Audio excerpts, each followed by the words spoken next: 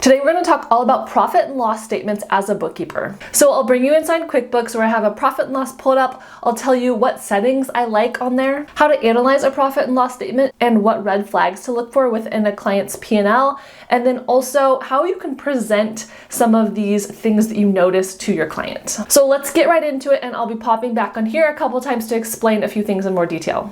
Okay, as you probably know, you can go to the reports tab and then there's a bunch of reports. Let's look at the standard ones and you will see a profit and loss, a balance sheet, and then accounts receivable aging summary. So that's like what invoices you have open.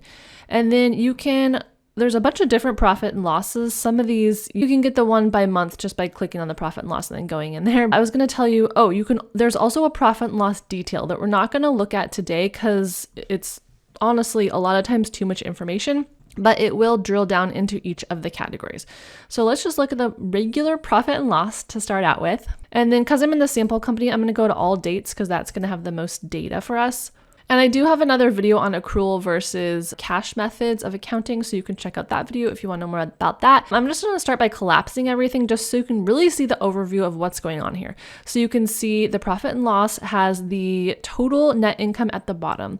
And then at the top, it has the income, and then it goes into expenses. And then the income is broken up into the cost of goods sold. And this is the first total up here, how much the business is making. And then all the expenses are below, and it is separated out a little bit too. And you'll see each one of these gets more and more detail with subheadings and stuff. So let's just look at the income to start out with. So this is a landscaping business. So they have maybe design income and then landscaping. So they've chosen to kind of divide those two things out so that maybe they can track, what is doing better in their business. Same with even within landscaping services. Then it looks like they do some pest control and they sell something. We can dig into that to see what that is. So they want to track different types of incomes to see what's going on. And then even within their landscaping services, they track the job materials and then the labor. So this is just going to help them know, like, are we spending too much on like dirt and materials like rocks? And are we fairly paying the people that work for us? And then any of these things, you can click on this total over here and it's going to show you what's inside. So this is kind of like the detail I was talking about. So on the profit and loss detail, it's going to list all this stuff in that original report. So that's why sometimes it's just too much to look at. But you can see that all of these for their fountains and garden like service, they are sending all these invoices to their clients. And you could, again, click on these and you could see each of the invoices and it'll tell you, how much Duke's basketball camp paid them for this product or for this service that they provided. All right, so let's go back. And then down here, we have cost of goods sold. So let's see what is contained in that category right now. So they have a fountain, pipes, mainly those two things is what they have in cost of goods sold. Let's dig in a little more with cost of goods sold. So this is literally like what it takes to produce your product. So say your client is a baker and they have a bakery. So what are those things that they need to actually bake bread? So it's materials, right? It's like flour, sugar, all those things. It also might be the cost of the packaging. So maybe you put each loaf of bread in a special bag with a special twist tie. So all that stuff goes into cost of goods, and maybe even the person who is there baking that one loaf of bread, or probably it's a bunch of loaves of bread, right? So kind of how I remember it is that your cost is going to go up the more things that you produce. So the more loaves of bread you make, the cost of goods is going to go up and up and up. So the other type of expense is operating expenses, and these are usually fixed costs. So it would be things like rent. So how much you pay to rent your bakery. Maybe marketing. You're pretty much going to pay the same for marketing whether you bake like one loaf of bread or 1,000 loaves of bread. And the reason why it's helpful to track cost of goods is because it helps you determine how much to charge for each loaf of bread. Because I'm spending this much on it, and so therefore I need to charge this much. And of course the fixed costs are going to be like calculated in there to some extent, but it doesn't rise as dramatically the more quantity you have of your product. So then if your client is trying to analyze like where their finances are having a problem, like where their holes might be, then in that case you can kind of tell if the problem is in like the admin stuff, so the operating costs, or if it is the cost of goods, like how much does flour cost? Maybe the cost of flour went up for each loaf of bread. All right, and I do want you to understand that the profit and loss, all these categories or accounts are determined by the chart of accounts. So we're going to go to expenses in a minute, but first let's look at the chart of accounts and see what's going on there. So let's remember what some of these are. So let's just take this top one, design income. So I'm going to make a sub account of that. So I go to transactions and then chart of accounts. And there are different types of accounts. So your bank accounts are in here, you have assets and liabilities, but the main things we were talking about is income accounts. There's that design one we were talking about, and then expense accounts. So those are the ones that are on the profit and loss. And so let's take this design income and we're going to make a sub account. So we're going to do a new one and we'll say Morgan's design. And let's make it a sub account of that design one. And then we're going to see how that looks on the profit and loss. It is an income account. Parent is design. All right, save it. All right, so now that we added that Morgan's design on the chart of accounts, let's go and put some money in it. So let's say that this $200 should go in the Morgan's design account.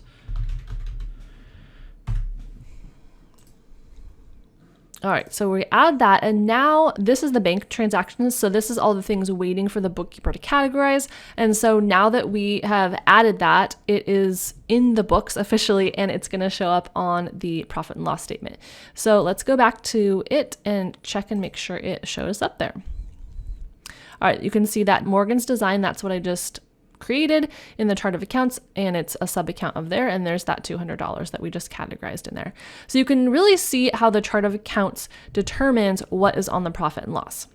So as you can see, how your profit and loss is laid out depends a lot on solely on your chart of accounts. So you can make the profit and loss look kind of different depending on what accounts you use. So for example, for one of my clients, it was kind of hard to track the finances because they had some really big yearly expenses, so annual expenses, like, $10,000 like once a year. And they had that a few times. So it was a little bit hard from a cash flow perspective to kind of expect those and to know those were coming and to not be worried if you're down a little bit that month. So what I did for that client is I went into the chart of accounts and I made different buckets. So all of their like monthly expenses that were normal, like fixed, so their rent, their utilities, I made a category called monthly fixed expenses, and then all of those things were sub accounts of that larger category. And then I made a category for annual expenses, and then those big purchases were sub accounts again. So I don't know, a lot of that is personal preference, but for that client it really did help to have it just laid out that way, because then you could see it every month and you could be like, oh, here's those big expenses kind of pulled out, and here's what I can expect to spend every month just on a regular basis. I have a friend who owns a really small business that's just getting started, and she was doing her own taxes,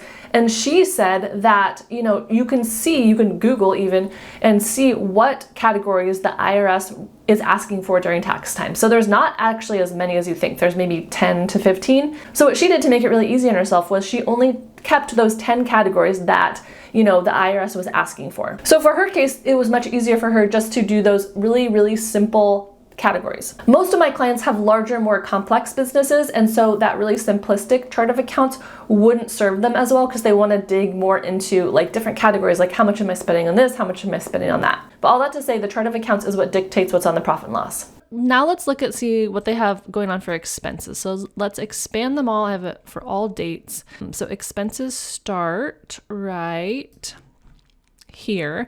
So they spend $74 on advertising, and then they have a section for automobile. You can kind of look at the big sections by these little carrots, I guess you'd call them. Job expenses, so what they're spending on certain jobs, and then legal and professional fees. Let's see what they do for that. So they have an accountant, a bookkeeper, and a lawyer. And then maintenance and repair, so probably on their own, equipment and stuff. Let's see what they spent on this. Yeah, so they had expense at a body shop, so probably to fix their car. And then utilities, you can see gas and electric and telephone. That is a good category to have, or a sub account, or I guess you'd call it the parent account, I guess. Okay, so what I want to tell you about analyzing some of these, usually it's expenses, or it could be, I guess, income as well. But one thing I like to do is play around with the dates. So we have all the dates selected now, and there's not as much data as there would be normally. But if you do it by month, that is a helpful way to display the data, and you can kind of see patterns that way. So you can see all the last like 5 months or so, and you can see what they're spending on each thing. So here, let's look at the profit. So you can see, okay, they started out only making $300, and then April they made $6,000. So that was a really good month. So then you could dig into like, what was their biggest money maker in April, and why did they make so much more money? And then keep doing that thing, right? And then conversely, you can do the same thing for expenses. So was there any really big expenses? Or another thing I like to look at is like for utilities, it should be pretty much the same every single month-ish. So gas and electric, especially if you have like a bunch of months, like there's not as much data here, but you can see like, 80, if it's between 80 and 100 and some dollars for gas and electric, that's normal. But if it's like $1,000 one month, you can look into that and say, did the electric company really charge us that much? Or is something miscategorized, or what's going on with that? You can also think about seasonality for your client's business. So maybe January and February are really bad months for you, and then the summer months are when they make all their money. So you can kind of be strategic about that. Maybe advise your client to save money during the summer months and, make some kind of budget that will help them get through the harder winter months. Okay, so we can do it this is by month. That kind of helps you drill down. And then you can also make pretty good conclusions if you do it by year. So if you look maybe at the last like 5 years or so, and what years are doing better or worse. So we don't have too many years of history here, but you can look at 2024, assuming that this was a complete profit and loss. You could be like, oh, has our revenue, our net income gone up in the last 5 years? Hopefully, it's steadily climbing. And then maybe there was one year, maybe 2022, you had a really bad year. So then you can look and compare like year to year. What happened that year? Did we not have as much revenue? Did we not make as much money? Or did we have really big expenses? Do we have extra employees that we really didn't need? So you can drill into those type of things. And one other idea is just to sort by different things. So let's just sort by the total and see what are they spending the very most money on. So for this business, you can see the top expense here. They spent $1,100 on their legal and professional fees. Maybe they don't need that. Did they really need to hire that lawyer? Can they have their bookkeeper do some of their accounting tasks? They only spent $55 on a bookkeeper, and they spent $640 on accounting. So maybe they can outsource some of that accounting work to the bookkeeper for a lower rate. Maybe I'm biased here, but that's just an idea. So you can, if you sort by the top expenses are going to be your most impactful things. So if they save a little money on whatever the lowest thing is, on like office expenses, that's not going to do that much for their bottom line, or meals and entertainment, they're not really spending too much. This is a kind of discretionary one. So some clients are going to spend a whole lot on meals and entertainment, and that could be a suggestion that you make, that maybe they don't spend so much on meals and entertainment. So yeah, I'm seeing professional fees are pretty expensive for this business. The job expenses, this is quite important to their business, so I don't see this stuff going down a lot. I mean, maybe plants and soil, they could find another vendor to get their plants and soil, or they could buy it in bulk.